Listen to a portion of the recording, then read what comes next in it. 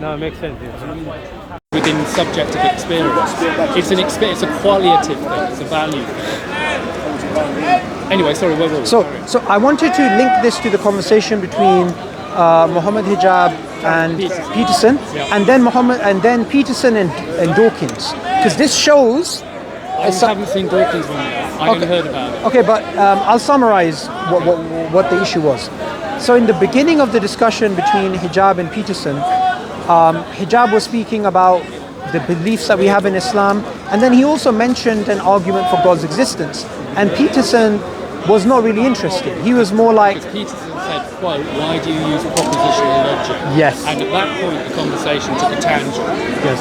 And I've got to say, being honest, I wish it hadn't, but I mean, it's a tangent that can be taken. I just wish it maybe hadn't happened at that point in the meeting. Yeah? Sure. But it did, and you're right, it's interesting that propositional logic has limitations, would agree. Yeah, of course. So then Peterson spoke about how his problem with new atheists, people like Dawkins, is that they make God into a proposition, right? That is something to be proven or disproven. Yeah. Now, from the Islamic perspective, and I think Hijab did a good job in trying to explain this, is that we believe you don't need to prove God's existence. We believe that it's something innate, something is true, it's something that's fitri. Yet we still believe that you can use rational arguments to show that God exists. So we believe in both, right? Yeah. I think for me it works like this.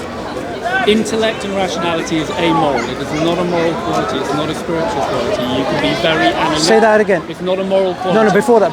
You said rationality is amoral. Rationality is amoral. It doesn't mean immoral. It just means it operates in the world of facts. It's morally and value neutral. Okay. Moral qualities are things like honesty, empathy, courage. These are the spiritual virtues.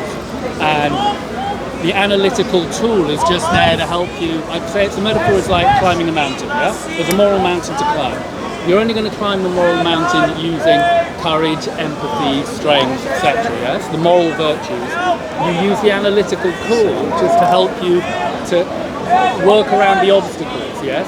But if you only use the analytical tool, you won't climb the mountain. You'll just sit at the bottom of the mountain going, oh, there's a problem.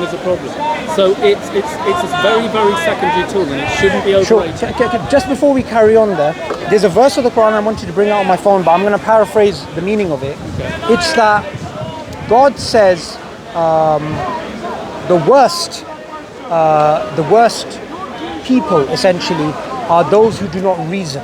So people who do not value rationality, if you like, people who do not use rationality, them being in a way immoral, that's an inference you can make from that particular verse. So are you saying that rationality in of itself intrinsically is amoral? I'm saying it's amoral and it's a tool.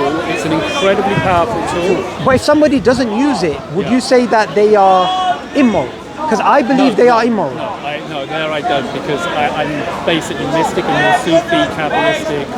I think the primary level of certainty is mystical. It's just I am, and it's beyond rationality. No, I understand what you're trying to get to, but I'm asking something different. I'm saying if somebody refuses to use their reason, and they want to just follow blindly their culture or their desire or something that's in their self-interest, I would say that that's immoral because they're not valuing rationality. I would say, I'd agree with you, they're falling short of their fitra because their potential is to use their good tool. Okay, so we agree then. Okay. So use the tool, but understand the limitations of the tool. Yeah. I don't ever expect to cognitively know the truth, the absolute truth. I assume, maybe rightly, maybe wrongly, that it's beyond my limited monkey brain, okay? And that God is above and beyond my cognition ultimately and is mystical. So respect the tool, but know its limits. And its limits seem to be clear from, for example, Hume's fallacy of induction, which I've heard Muhammad Hijab mention, which is totally true. So we need to understand that all of our beliefs, even if you're a scientist, ultimately are based on faith. You have to make a statement of faith before you can build an intellectual, moral, cognitive hierarchy. Yeah. Secondly, you've got Gödel's incompleteness theorem, which makes it clear exactly the same thing in mathematics. And then you've got what's going on in quantum physics, which just goes, okay, common sense ain't going to work here, yeah?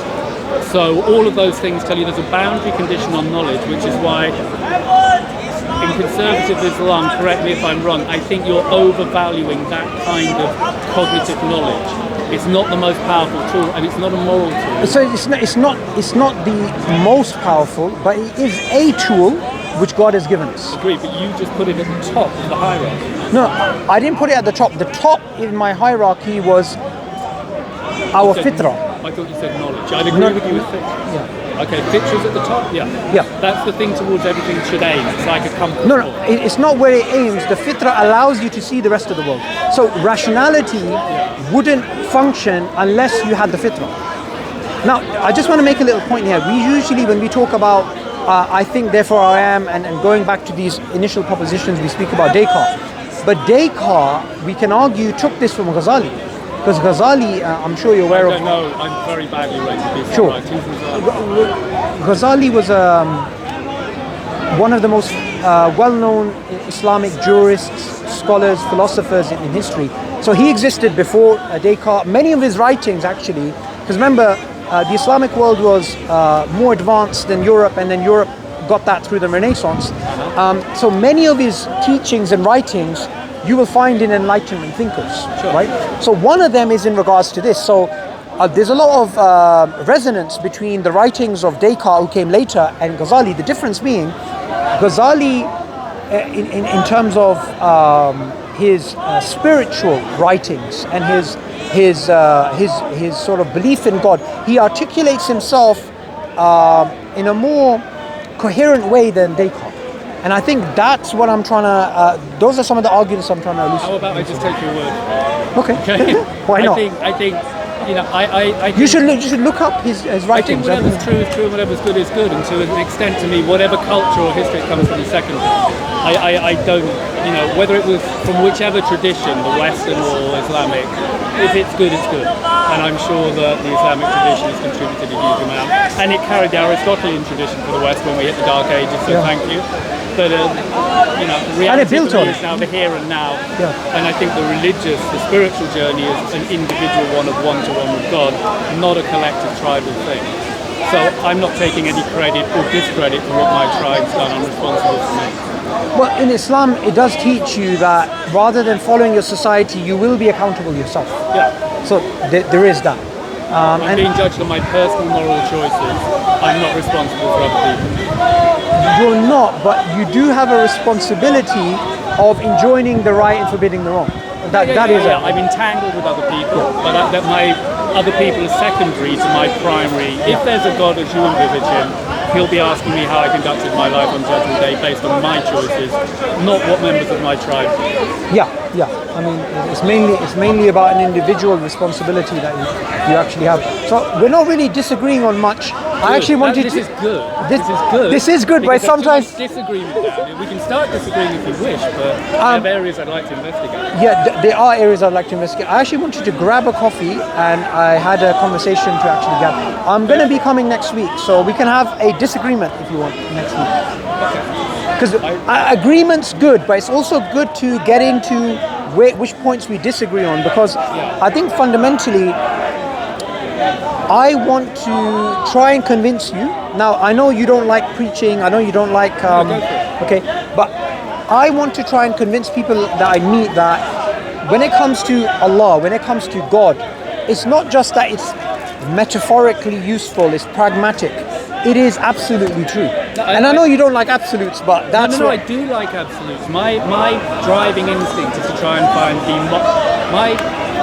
my assumption and hope is that religion is driving towards absolute truth, and that the absolute true and the absolute good and the absolute meaningfulness are synonymous. So teleology, morality, and ontology are all just synced in the same beautiful precision. So it's very monistic, yeah? So I absolutely am aiming for absolute truth. I'm hoping it's possible, absolute moral truth. I'm just not going to commit to the certainty that it's the case.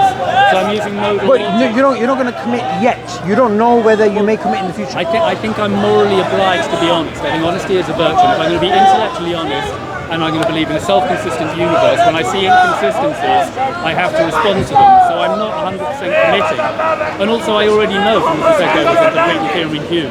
I can't know anything 100% for sure anyway. So everything in terms of my beliefs has to be slightly contingent.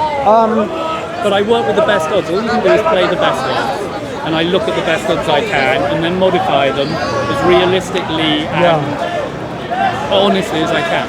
Yeah, but I think I spoke to you about this before. There are certain absolutes though.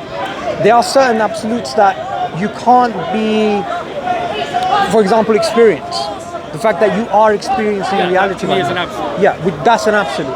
Also that truth is intrinsically valuable. That's an absolute. Yes, I would agree. Yeah. It's intrinsically It's intrinsically valuable to any given individual.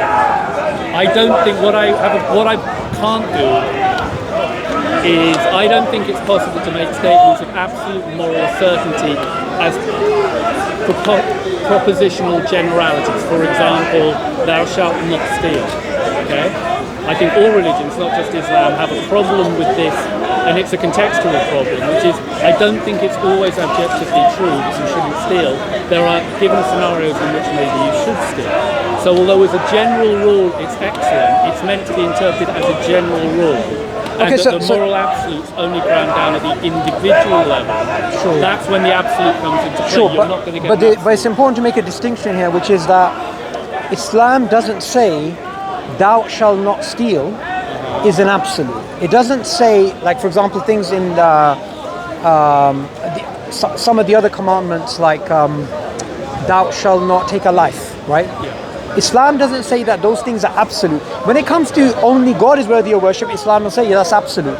But the reason why it wouldn't say the other things are absolute is because of what you said. Good. Is that there's certain conditions within which a person has to take someone's life.